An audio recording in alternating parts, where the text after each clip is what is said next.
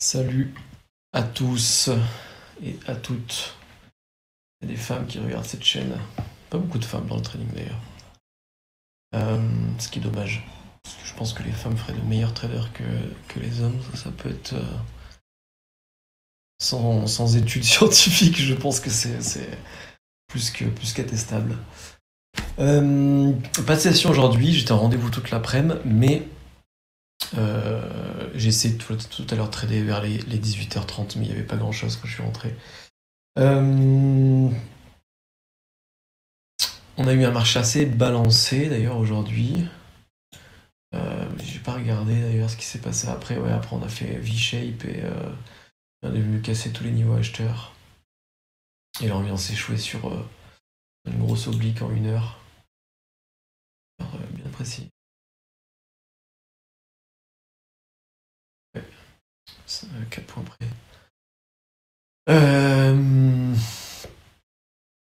Mais oui, à défaut de pouvoir vous proposer une session aujourd'hui, je voulais faire une vidéo depuis vendredi dernier sur comment ne pas s'opposer au flux, comment rester dans la tendance, comment travailler en scalping sans être tout le temps contrariant. Je voulais faire cette vidéo assez... honnêtement, j'ai la flemme, mais il faut que je la fasse parce que ça fait déjà... je voulais la faire ce week-end, j'ai pas eu le temps non plus. Parce que je pense que ça peut en aider pas mal d'entre vous, en particulier les débutants, mais même aussi certains qui sont plus avancés, qui ont la fâcheuse habitude de s'opposer très régulièrement au flux ou à la tendance. Et pour qui du coup ça fait défaut, puisqu'ils se retrouvent en permanence contrariens. Et être contrarien sur les marchés, c'est une stratégie, mais c'est une stratégie qui est très très difficile. Enfin, c'est un style plutôt, et c'est un style qui est vraiment très difficile. Moi, j'adore ce style-là. C'est mon style de trading de prédilection, mais il est vrai que c'est pas toujours la chose la plus adaptée. On peut pas travailler tous les jours en contrarien, qu'on aime. Être contrarien, c'est une chose, mais le marché a pas toujours les bonnes opportunités à nous offrir, en particulier sur des marchés qui offrent des flux directionnels assez importants sur un open. Comme on a eu d'ailleurs en ce moment, la semaine dernière, je crois que jeudi, vendredi, je vais mettre ça en grand. Attendez.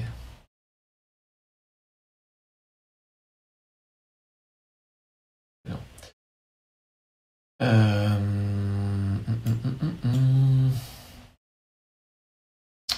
30 minutes, on va rester sur du 30 minutes, c'est pas besoin d'aller. La semaine, elle est de quand à quand? Du 20 au 9 au 24. Et du coup, jeudi, c'était le 22-23. Déjà, on a un flux directionnel ici. Ici également. 23, directionnel également.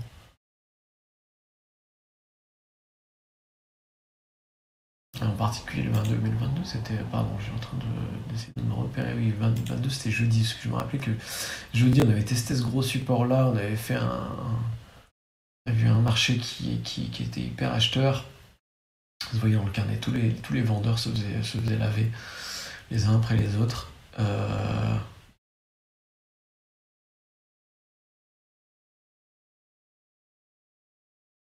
Et du coup, mercredi... Bref.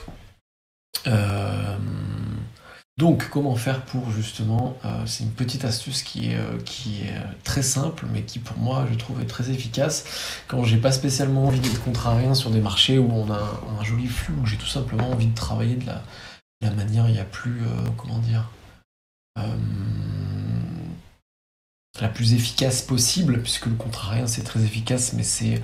quelque chose de, encore une fois, très difficile, et c'est pas parce que j'adore ça que je dois faire en permanence ça. Je dois quand même m'adapter au marché, et si on a des marchés qui sont très rangy, faire du contrarien, ok, c'est très bien, j'y vais à fond et je le fais tout le temps. C'est vrai qu'on a des flux très haussiers ou très baissiers, comme on a eu jeudi, vendredi, et comme on peut voir d'ailleurs aujourd'hui, à partir de 16h30, impulsion haussière, et ensuite on vient squeeze tous les acheteurs, tous ceux qui sont rentrés sur ces niveaux de prix ici.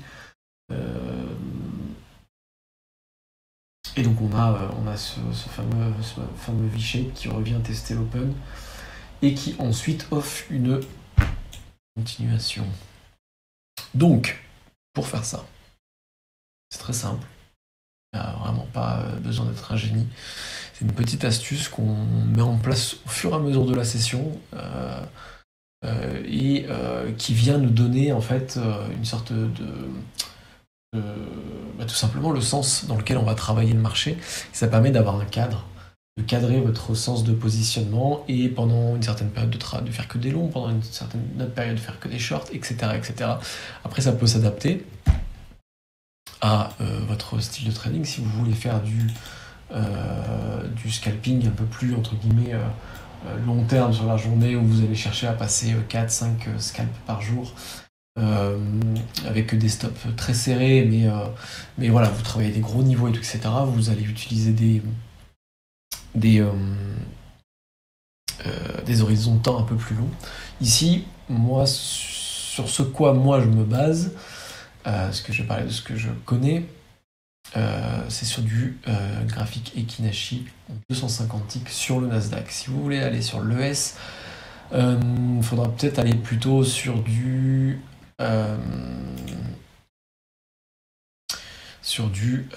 100 ticks. Après, ça sera à vous de voir en fonction de ce que vous préférez, de ce qui est le plus efficient pour vous. Moi, je vous parle de ce que je connais. Donc, on se positionne, on se crée un graphique Ekinashi 250 ticks. Pourquoi Ekinashi? Puisque ça va lisser en fait les tendances et ça va créer un environnement un peu plus fluide visuellement. Donc oui, en 250 ticks. Et tout simplement, ce qu'on va faire, c'est qu'on va étudier la microstructure et on va se tracer des micro-tendances qui vont permettre de définir quand est-ce qu'on doit travailler long, quand est-ce qu'on doit travailler short et quand est-ce qu'on doit s'abstenir. Donc, exemple tout simple, ça c'est aujourd'hui, oui, c'était très haussier apparemment à l'open.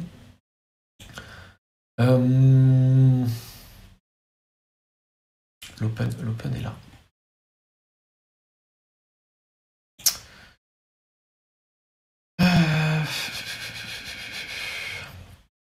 Donc, on a ici notre open.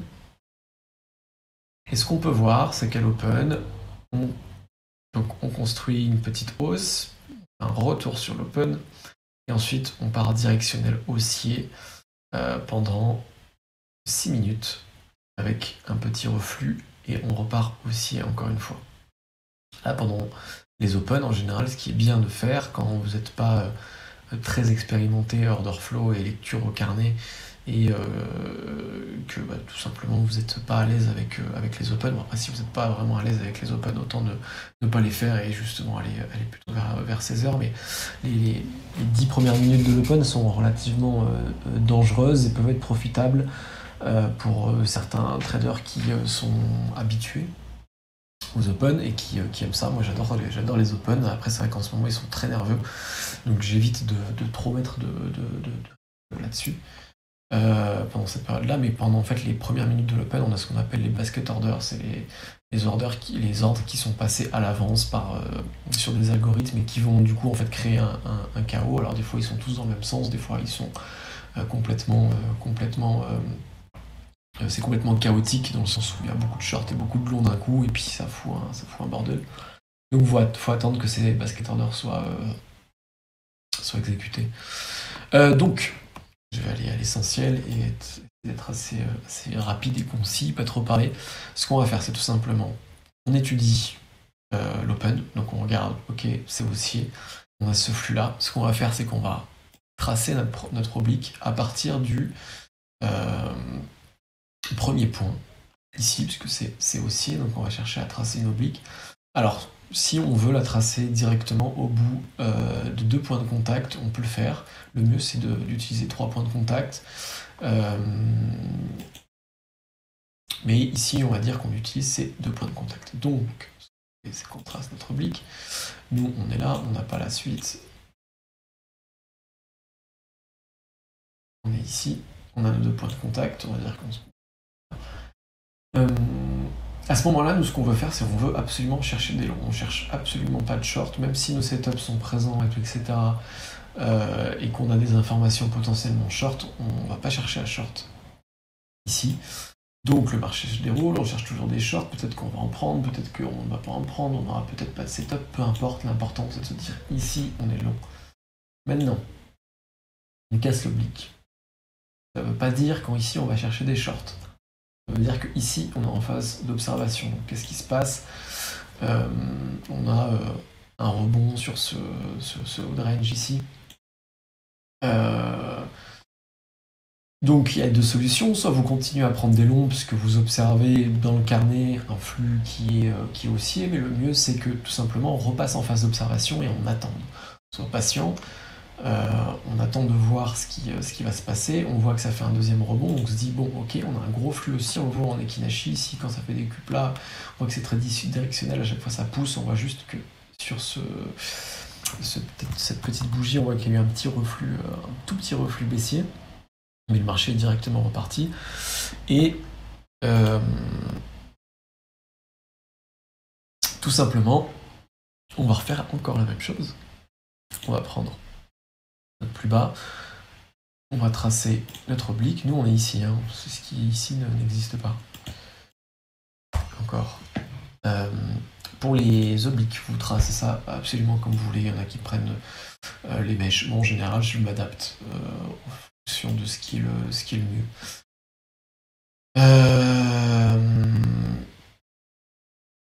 Mais en général, oui, j'aime bien prendre juste les culs, pas les mèches, mais des fois je prends les mèches. Donc, on est ici, on cherche que des longs dans cette configuration-là. On cherche des longs, on prend des longs potentiellement, peut-être qu'ils vont fonctionner, peut-être qu'ils vont pas fonctionner, mais en tout cas, on s'assure quand même d'être dans le flux principal qui est un flux acheteur. On peut étendre ça, et on se dit tout simplement, tant qu'on n'a pas cassé cette oblique, on cherche que des longs, on ne prend pas de short, puisque le flux est majoritairement haussier. Donc on continue, on prend nos longs, bam, là qu'est-ce qui se passe? On casse notre oblique. On voit d'ailleurs qu'elle a fait pas mal de points de contact et que ne serait-ce qu'entrer dans les points de contact sur l'oblique, ça aurait été sympa. Phase d'observation. Là, on observe sur cette phase-là, on voit que ça range. Je vais le définir d'ailleurs. Voilà. Et on commence ici à montrer des signes de faiblesse parce qu'on vient casser les bas de range ici, on casse cette zone. Et on commence par faire un plus haut, plus en plus bas. Donc la loi de Do classique. Et on va faire encore exactement la même chose. On a nos deux. On a encore les têtes. Ici, je prends les têtes, pas les mèches. Et donc, on est ici. On ne connaît pas la suite. On a ce reflux. Et on va chercher que des shorts, que des shorts, que des shorts, que des shorts. On voit qu'il y a des choses à faire. Parce que ça baisse à partir de ce moment-là où on trace notre... ça prend moins 55 points, ce qui est pas mal, ce qui est largement scalpable. Et donc encore une fois, tant qu'on ne casse pas cette oblique, on cherche des shorts. Phase d'observation, on réintègre. À partir du moment où on réintègre l'oblique, on cherche encore des shorts, et là on la casse et on ne la revoit plus. Donc à partir de ce moment-là, normalement, vu la gueule du Ekinashi, le carnet doit montrer des signes de force permanents, avec un flux acheteur très important. Donc soit on passe en phase d'observation, soit on commence directement à chercher des longs. Mais on va faire encore la même chose, et encore le même rituel. On peut se tracer un truc un peu à l'arrache. Comme ça, on cherche que des longs, encore une fois au-dessus de cette oblique, on casse l'oblique, phase d'observation, double point de contact.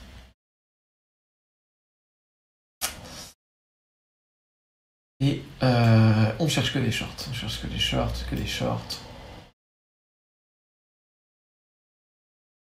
Et temps, on cherche que des shorts.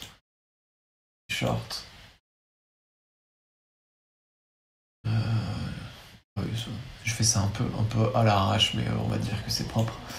Vous aurez compris, on casse l'oblique, phase d'observation, on ne sait pas ce qu'on fait là pour l'instant. On revient acheteur, double point de contact. On cherche que des longs.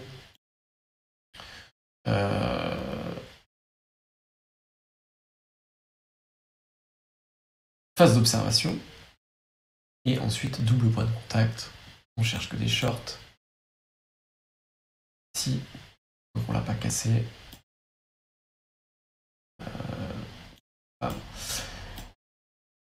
Phase d'observation. On trace encore une fois notre etc. etc. Je vous l'ai fait à plusieurs reprises pour vous montrer que globalement, en réalité, ça s'applique en permanence et ça pose un cadre. Et ça permet vraiment de travailler, de s'assurer de... En fait, il faut juste tout simplement avoir la discipline de ne chercher que des longs. Quand vous êtes ici, que des shorts. Quand vous êtes ici, des fois, vous passerez des shorts et vous vous ferez stopper parce que vous aurez une mauvaise exécution ou tout simplement votre setup ne fonctionnera pas, etc. etc. Mais voilà, dans l'idée, ça offre un cadre pour appliquer vos stratégies et utiliser vos setups de la manière la plus efficiente possible, donc en restant dans le flux. Sachant que quand on reste dans le flux, on a quand même l'avantage de s'offrir les meilleures probabilités de succès et surtout des mouvements qui sont bien plus importants qu'en contrarien. L'avantage du contrarien, c'est que vous avez tout de suite tort, tout de suite raison. Et moi, c'est ça que j'aime. Et l'avantage aussi du contrarien, dans certains cas, c'est de pouvoir aussi prendre des mouvements correctionnels très, très importants rapidement. Tout simplement comme ici, chercher à poser un long dans ce mouvement-ci, c'est très contrariant puisqu'on a un flux qui est quand même très, très vendeur. On voit qu'à chaque fois qu'il y a de la vente, ça déraille de pas mal de points très rapidement. Mais in fine, si vous arrivez à être contrarié au bon endroit, typiquement ici, sur les 15 030, vous avez un flux derrière directionnel qui est très important.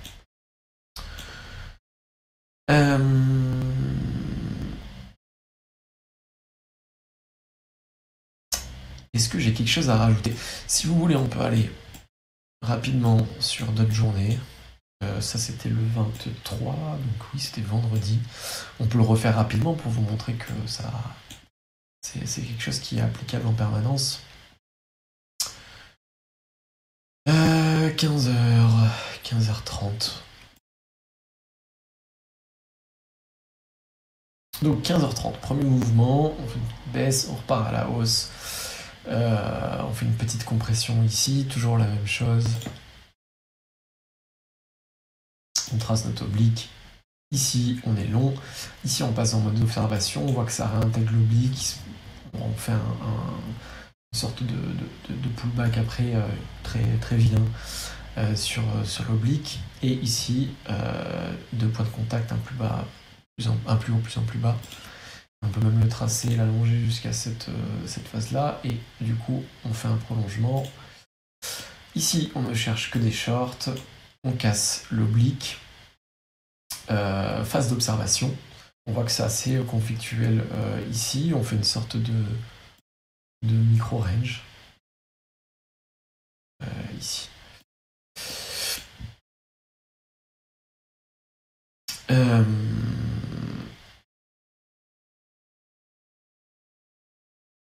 Oui, pardon, j'ai complètement bugué. Je suis en train de regarder ce range-là. Il est très... on pourrait le tracer comme ça, d'ailleurs. On pourrait le rallonger, etc. Mais je suis en train de regarder ce mouvement-là où on a un plus haut de plus en plus haut. Et ici, un plus bas de plus en plus bas. C'est très... C'est ça. Mais bref. Donc ici, phase d'observation. On a ce range-là qui est réintégré. Plus bas de plus en plus bas. Plus bas de plus en plus haut, pardon. On trace notre oblique. Ici, on ne cherche que des longs. On rallonge. On casse l'oblique, phase d'observation. On voit qu'on fait un plus bas de plus en un plus haut de plus en plus bas. Très compliqué à dire ça de manière rapide. On cherche ici que des shorts. Vous serez rapide. Des fois, vous verrez que vos obliques vont très vite tomber tomber aux oubliettes parce que tout simplement les mouvements, des fois on a des marchés qui sont relativement chaotiques en termes de structure, de microstructure. Pareil, plus bas, de plus en plus haut. On trace l'oblique, on cherche que des longs ici. Le point de contact, plus bas, plus en plus bas. On cherche que des shorts, etc. Vous avez compris l'idée, mais globalement, c'est comme ça qu'on peut s'offrir un cadre de travail qui reste toujours dans le flux, le flux du moment présent. J'arrive pas à trouver le bon terme. Mais en tout cas, le flux de l'instant, on le travaille toujours dans le bon sens grâce à cette technique. Vous pouvez varier le nombre de tics que vous allez utiliser pour vos graphiques. Si vous avez des entrées un peu plus loose en termes de stop, vous allez avoir des stops à 15 points parce que vous rentrez en micro, parce que si vous allez chercher non pas 5, 10, 15 points ou 20, mais plutôt 40, vous allez prendre un Nasdaq Ekinashi en 1000 ticks par exemple. Et puis aussi, il va falloir adapter le nombre de ticks au volume et à la volatilité. C'est vrai que si ça devient très très très très volatile, beaucoup plus de ce qu'on a là, plutôt passer sur du 500 ticks. Mais ça va dépendre de vous, de comment vous travaillez le marché, etc. Il y a plein d'adaptations possibles. Et globalement, la référence pour moi en tout cas en ce moment, c'est ce 250 ticks. Et donc voilà, comme je vous disais, c'était relativement simple comme technique, mais ça permet d'offrir vraiment un cadre et ça peut être quelque chose que vous appliquez peut-être déjà ou que des débutants appliquent déjà parce que ils l'ont tout de suite compris, mais honnêtement, pour moi, il m'a fallu quand même un petit temps pour comprendre que contrarier, c'était bien. Pas tout le temps, premièrement. Et de surcroît, que suivre le flux aussi, ça avait quand même une certaine efficacité. Et qu'il était important de s'adapter au marché et de tout simplement utiliser un cadre pour ses entrées en position. Et c'est vrai que parfois pendant des phases de marché très volatiles, on a beaucoup de setup qui arrivent d'un coup. Déjà faire le tri, c'est quelque chose de compliqué, mais en plus de ça, si on s'autorise le fait de pouvoir long et de pouvoir short, ça peut très rapidement nous offrir trop de liberté, et ce trop de liberté va nous empêcher d'être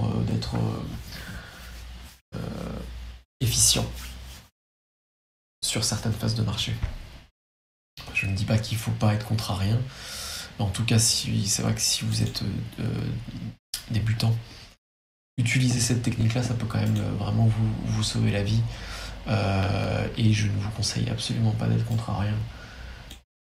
Si vous débutez au carnet ou si vous êtes avancé, vous avez 6 mois, moins d'un an en tout cas, carnet.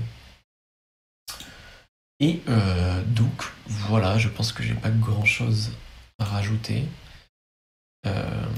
Si, bien évidemment, si vous n'êtes pas à l'aise avec le fait de tracer des obliques de manière générale ou sur des graphes en Ekinashi, entraînez-vous d'abord. Essayez d'étudier un peu la microstructure, comment elle s'organise.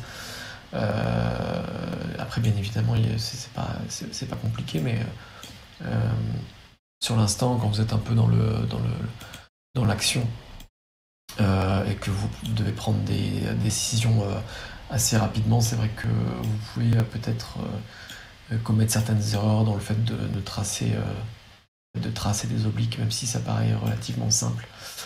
Donc entraînez-vous d'abord. Et tout simplement, n'hésitez pas à me faire des retours si ça vous a aidé dans votre semaine de trading qui arrive. Et je vous souhaite de bonnes sessions et de trader safe et de trader bien.